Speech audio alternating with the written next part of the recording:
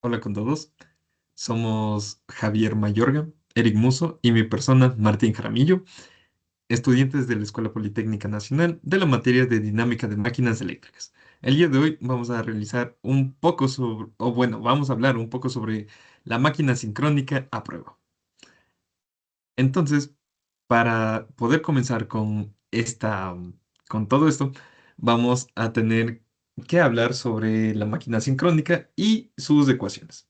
Entonces, en este caso, vamos a hablar sobre las ecuaciones de voltaje, torque y del rotor.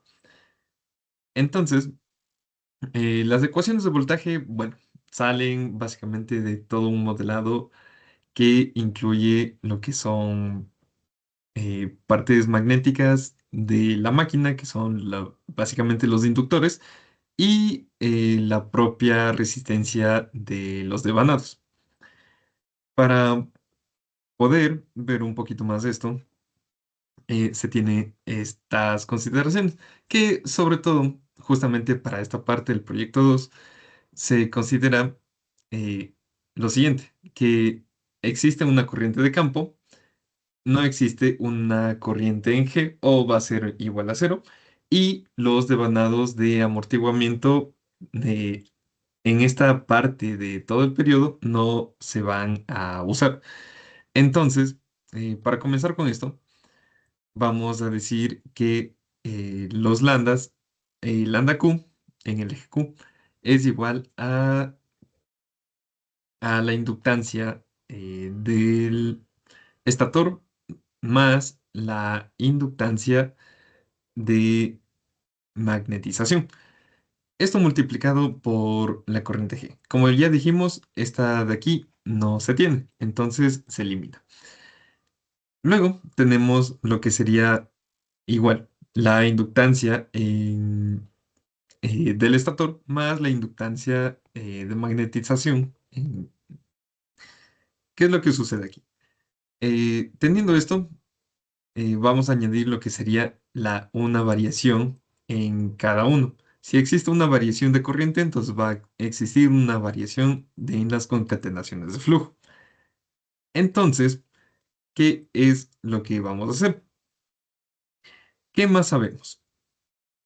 Sabemos que la variación de las concatenaciones de flujo en el eje Q del rotor va a ser cero, pero la sumatoria de la inductancia por la variación de las concatenas de la corriente en el eje Q del rotor más la inductancia de magnetización por la variación de la corriente en el eje Q.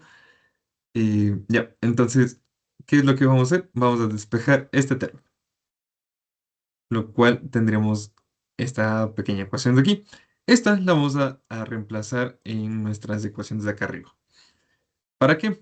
Para poder sacar un factor común y por medio de estas poder igualar lo que son las variaciones de concatenaciones de flujo con las variaciones de corriente y dejar o bueno, separar de las concatenaciones de flujo con constantes, se podría decir, con, bueno, sus valores también, ¿no?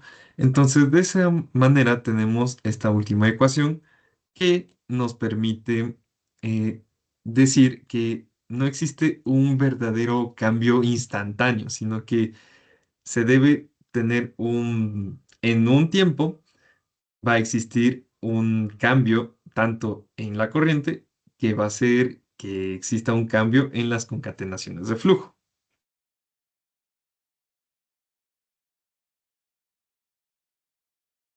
Bien, vamos a hablar en este momento de la ecuación del rotor, en donde tenemos el momento de inercia, el momento de inercia del rotor, que se multiplica por la derivada de la velocidad mecánica del rotor respecto al tiempo. Hay que tener en cuenta que esto es radianes por segundo. Esto es igual al torque electromagnético más el torque mecánico menos el torque de amortiguamiento.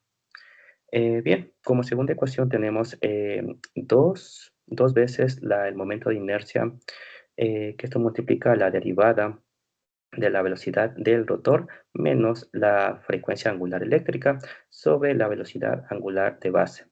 Todo esto respecto al tiempo. Esto es igual al torque mecánico más el torque, torque mecánico más el torque electromagnético menos el torque de amortiguamiento. Todo esto en PU. Y como tercera ecuación tenemos la derivada del ángulo eléctrico respecto al tiempo, que esto es igual a la velocidad del rotor menos la velocidad de la frecuencia angular eléctrica, que en donde tenemos la velocidad del rotor, que es igual al número de polos del motor sobre 2 multiplicado por la velocidad del rotor.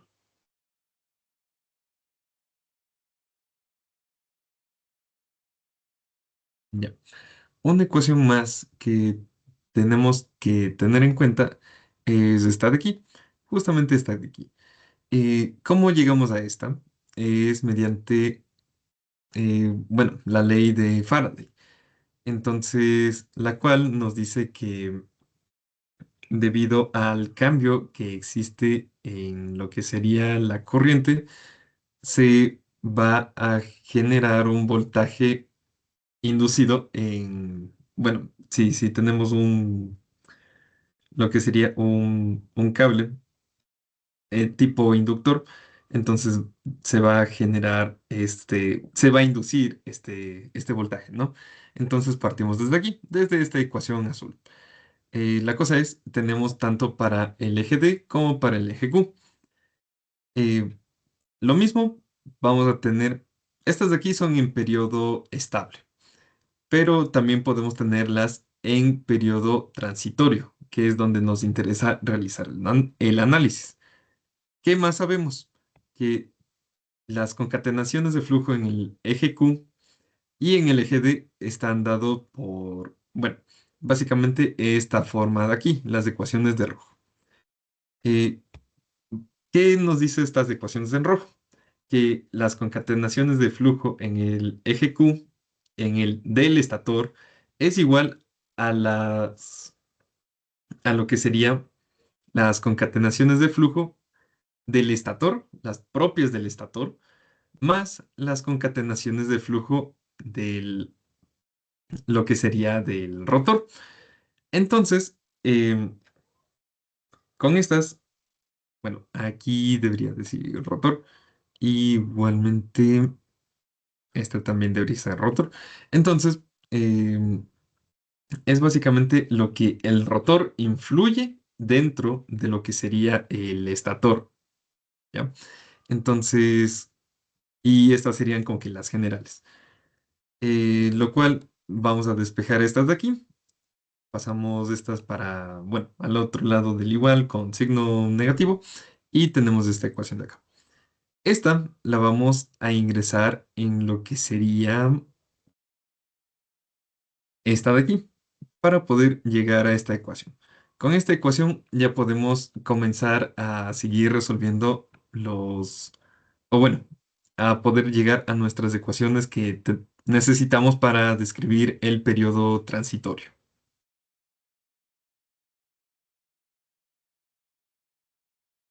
Ok, como siguiente punto vamos a demostrar o obtener lo que es el torque electromecánico. Entonces, para empezar con el análisis, se debe realizar primero a partir de las ecuaciones del voltaje de campo.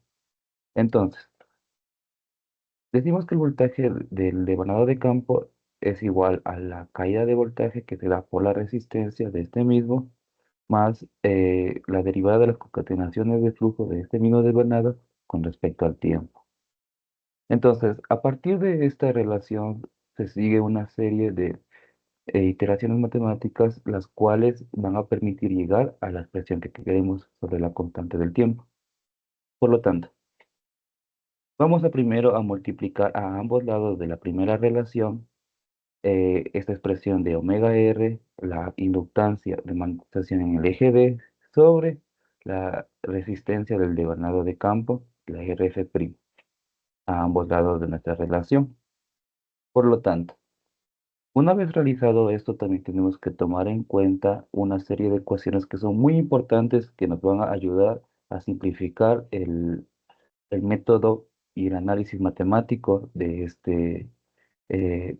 esa constante. Por lo tanto, primero comenzamos con el voltaje en el devanado de campo, el cual es el omega E por la inductancia de magnetización en el eje D por el voltaje en este devanado y sobre la misma resistencia.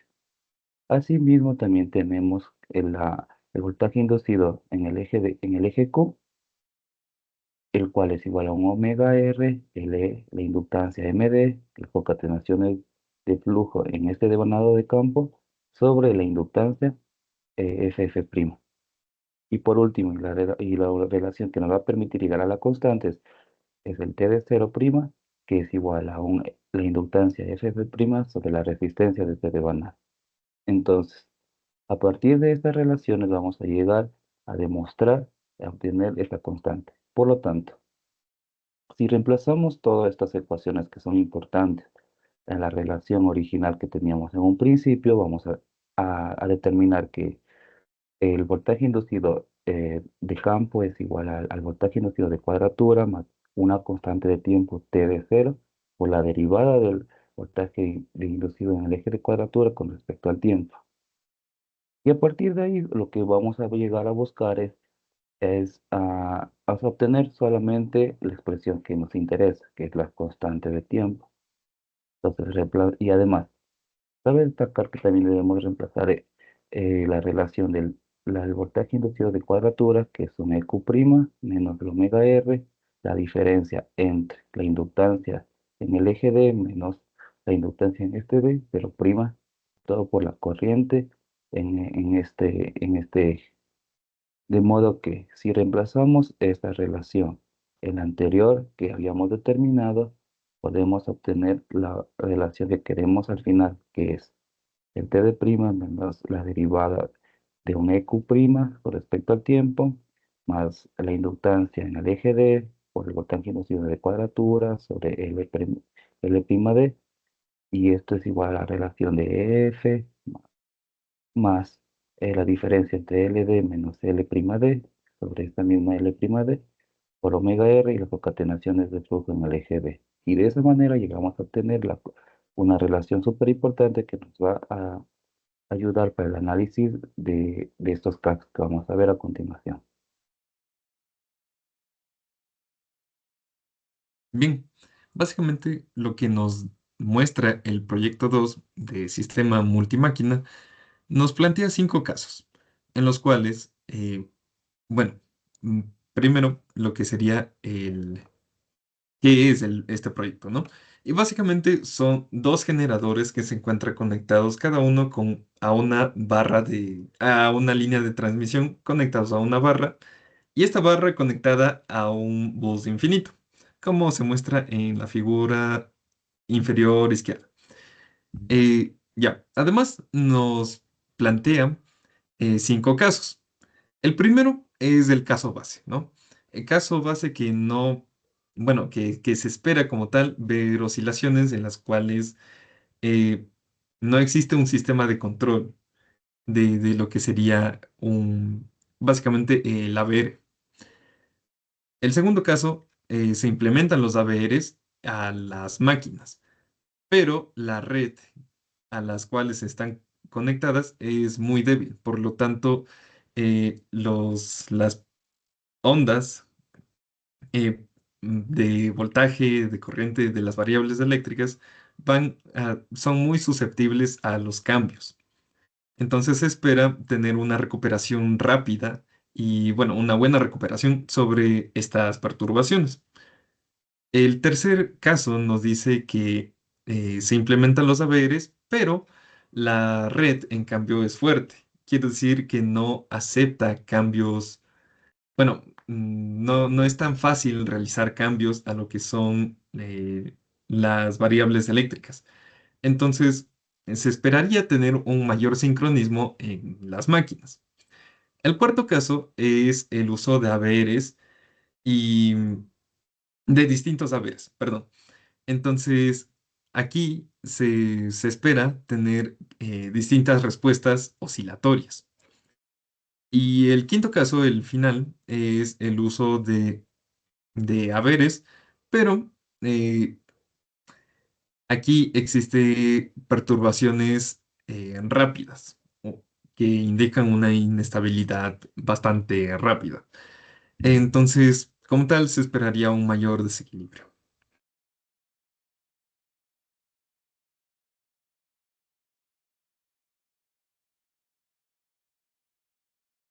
Ok, vamos a continuar para ver los sistemas que integran a lo que sería la simulación que se realizó en el programa de MATLAB.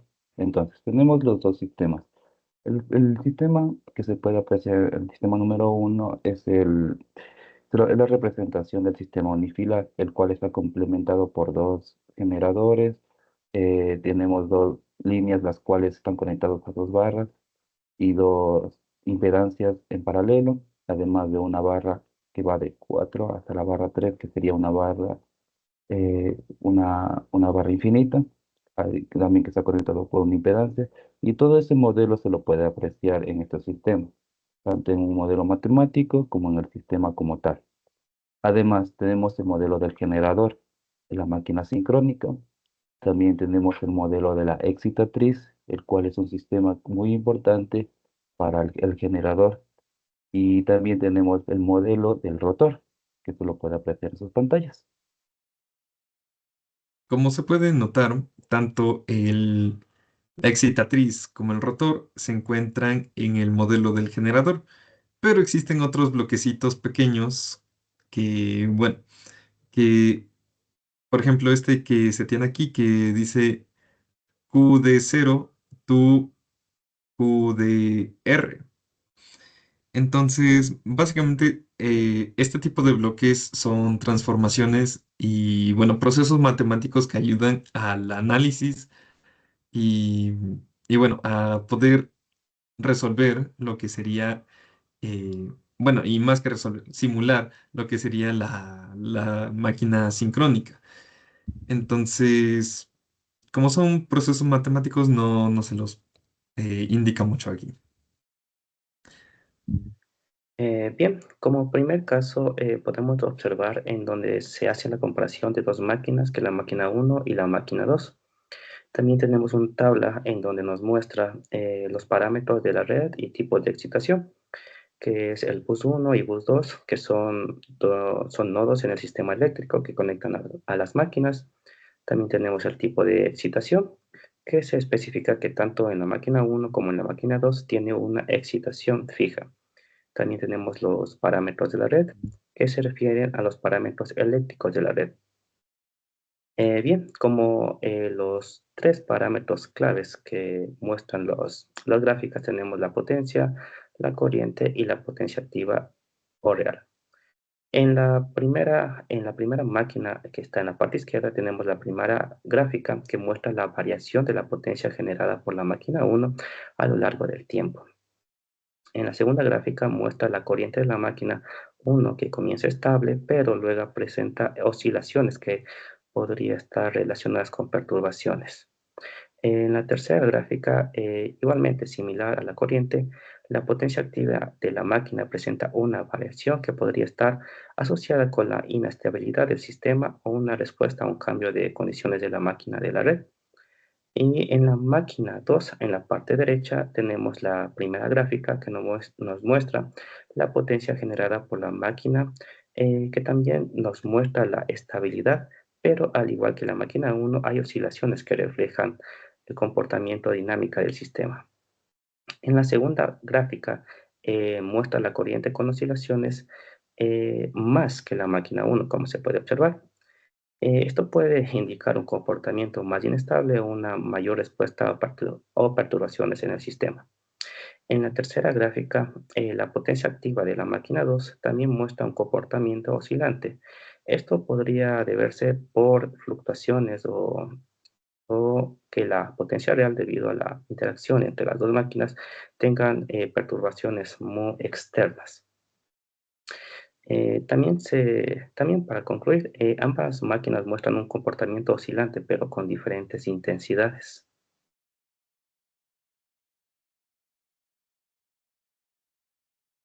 Ahora vamos a hablar sobre el caso 2, sobre el uso de los ABRs y el comportamiento de que se daría en una red débil. Entonces, a diferencia del caso base, podemos apreciar que ya en el voltaje tenemos un comportamiento oscilatorio, por lo que es una condición para poder determinar que nuestra red es muy débil en la que se está trabajando. Además, se puede presentar que la corriente tiene, además presenta un comportamiento muy oscilatorio con una clara, con un claro eh, comportamiento del cual se suma a su onda fundamental, se suma varias perturbaciones, de modo que eso afecta directamente a lo que es la potencia generada, debido a la relación de la corriente al cuadrado, por lo que si la corriente presenta este tipo de comportamientos, la potencia activa llegará a presentar este tipo de comportamientos, y son muy similares tanto en las dos máquinas. Luego podemos observar en lo que sería en la potencia reactiva. Entonces, si la potencia activa tenía un comportamiento oscilatorio, la potencia reactiva va a tener de igual manera ese tipo de comportamiento. En ambas máquinas va a ser muy similar, pero con diferentes magnitudes. El ángulo de máquina que se llega a presentar nos llega a indicar algo que ya se tenía previsto, que la máquina pierde sincronismo, y el torque electromecánico que se presenta en ambas máquinas de igual manera llega a presentar este tipo de comportamientos. Y la diferencia de ángulos solamente nos llega a respaldar lo que hemos dicho anteriormente. Bien, para el caso 3, aquí la red es mucho más fuerte. Por lo tanto, en el voltaje de ambas máquinas se puede identificar que ya no se tienen picos tan elevados en cada oscilación, sino es un poco más atenuado. Pero ¿qué es lo que sucede? En la corriente se puede identificar que a medida que pasa el tiempo, se va alejando de un valor de estabilidad. Entonces, tanto para la máquina uno como para la máquina 2, lo mismo va a pasar con la potencia. Como la potencia está, bueno, dada por la corriente, primordialmente por la corriente, entonces también se va a tener una potencia activa no tan estable. Como se pueden ver en la potencia reactiva, que son las primeras imágenes, tanto de la máquina uno como de la máquina 2, eh, la máquina va requiriendo más de esta energía para poder intentar compensar todo lo que, bueno, todo el suceso que está teniendo. A su vez, bueno, las gráficas del medio representan lo que es el ángulo del rotor.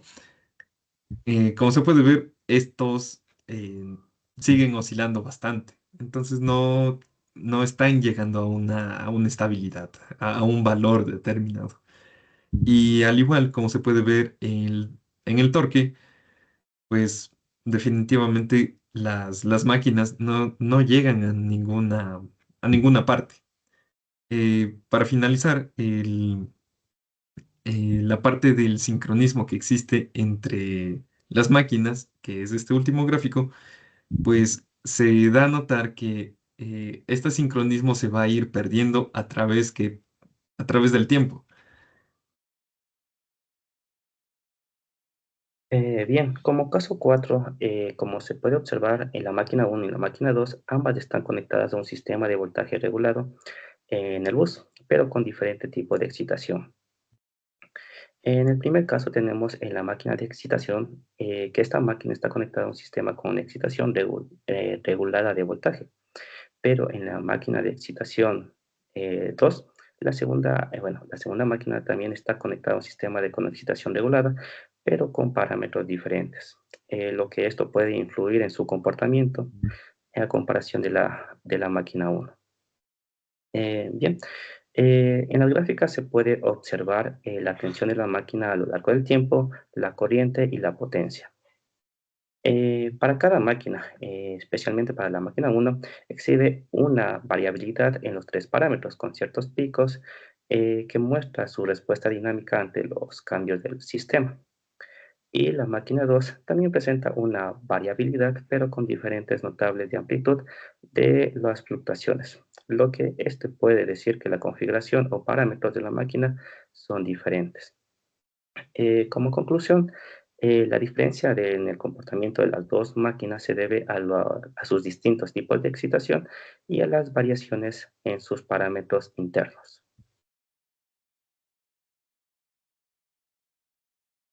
Finalmente, para el caso número 5, pues aquí es similar al caso número 2, pero la inestabilidad es mucho más rápida.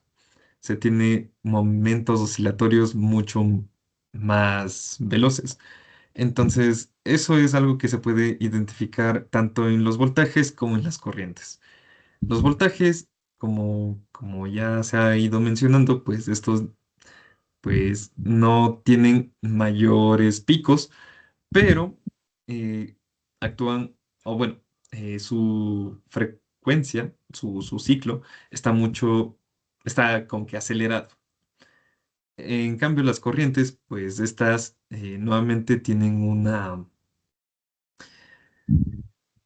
una inestabilidad que, bueno, como se puede ver, nuevamente no llegan a ningún lado. Y como la potencia es dada por la corriente, entonces esta tampoco va a llegar a ningún lado. Aún peor se puede notar con la potencia reactiva, que, que bueno, básicamente al, al requerir bastante corriente, la potencia reactiva pues va a necesitar, o bueno, usa esta energía para poder mantener a la máquina eh, o bueno, intentar que la máquina se encuentre estable y que todo esto que está sucediendo, pues vuelva a lo que sería un valor de estabilidad. Es decir, está intentando compensar todo este movimiento que no debería darse como tal. Pero nuevamente, debido al ángulo del rotor, que son las gráficas intermedias, pues no se está llegando a ese valor. Y, y bueno, como tal, en el sincronismo se puede identificar que este va a ir creciendo. Es decir, las máquinas pues ya no van a permanecer como que juntas, sino ya van a comenzar bueno, a perder lo que es su propio sincronismo, a dejar de funcionar adecuadamente. Y bueno, eso ha sido todo. Espero que haya sido de su agrado. Y bueno, muchas gracias.